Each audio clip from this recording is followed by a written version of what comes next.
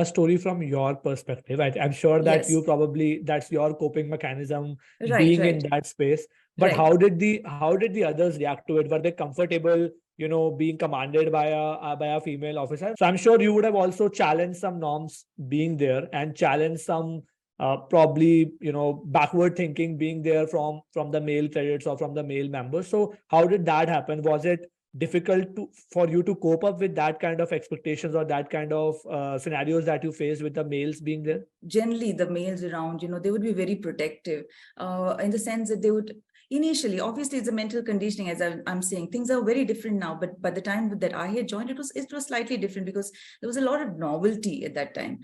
So because of the novelty, there were a lot of teething issues. That's all I would say, because obviously it was difficult for them as well.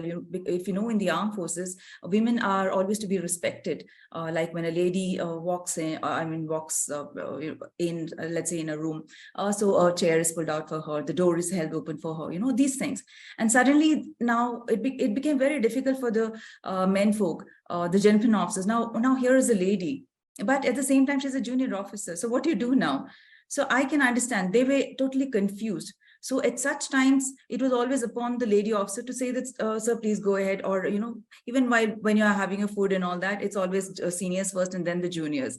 So sometimes some of the officers would say, yes, why don't you go ahead? You're a lady. So at that time, you had to reiterate, sir, I'm Captain so-and-so or Lieutenant so-and-so, so you please go ahead. So you had to, it was important for, from the lady officers perspective, to make a stand there, to say that I'm an officer first here. I'm not here as a lady. So, don't treat me as a lady here. And that became very confusing for the men folk. And it is understandable. It's very understandable, because the men were so used to treating women a certain way, and suddenly now here comes a woman who also wears stars on her shoulder, and she's a very junior officer. So how do you treat her? So yes, there was a little confusion in the beginning. So as I said, there were a lot of teething troubles in the beginning, which has all been smoothened out now. And now it's kind of all settled, and people understand what it is. And earlier, I remember that some officers used to think that being lady officers, we should also attend the the ladies' club meets. So again, it was to be reiterated that here we are in this unit as officers and not, lady wives, as we say in the army. So lady wife is an officer's wife, essentially. So that way. So, so both ways, lady officers had to do some part. The officers had to, now adapt and adjust. Okay, now this is a new thing that is happening. Changes are coming in. And slowly we also have to adapt with the changes. So let's talk about your days actually in the army. So when you actually went in, and you being probably had no one, I'm assuming you didn't have anyone to look up to at that point of time, because as you said, initial 2-3 batches only.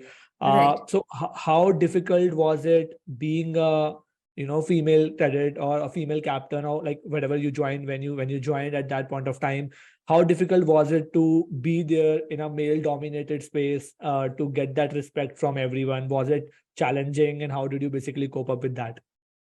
Yes. So, if you look at the mental conditioning of the society, so it's mostly everyone, always thinks that army and things like that is just for males, and it is male dominated.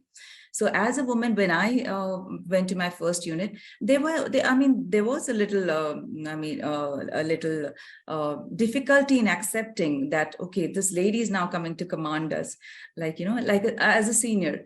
You're an officer, and there are then the other ranks, right? So it was a little difficult, but then also that you quickly adapt, you learn. Okay, for me, my tactic was that I would come across as any other officer.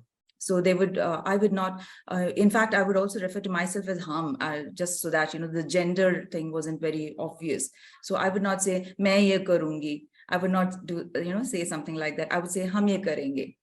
So it was always like that. It was also including, all of them. At the same time, also ensuring that, my gender did not really come in between my work and my relationship with the men I worked with. Female being there, is it made in a different manner to suit everyone, or like is it really difficult for someone, women actually being there and doing it? I mean, what I have learned at the academy is that not most, in fact, everything is in the mind. So the moment I think that, oh, I'll not be able to do it, I'll never be able to do it. But the moment I think, okay, let me try, I am going to do it, I will do it. The moment I make up my mind, I've realized that I'm able to do a lot of things which I, earlier thought impossible. So yes, I think it's all about how, irrespective of whether it's a male or a female, the training is equal for everyone as of now. Sometime back, they were just experimenting as to how far they can get with training lady cadets. So there were certain places where distances could be a little shorter sometimes, or timing could be a little more lenient. But right now, the lady officers who undergo training at the Officers Training Academy, or even at the NDA, the National Defense Academy, they have to undergo exactly the same kind of training, because they're just going to become officers like anyone, like a gentleman officer. Thank you so much for watching the clip. अगर आपको ये clip अच्छी लगी हो तो consider watching the full podcast also. अगर अभी तक चैनल को सब्सक्राइब नहीं किया है तो चैनल को भी प्लीज सब्सक्राइब कर लें, ताकि जब भी हम आगे ऐसा कंटेंट डालें तो आपको वो कंटेंट रिकमेंड हो और आप उन वीडियोस को आगे देख पाएं।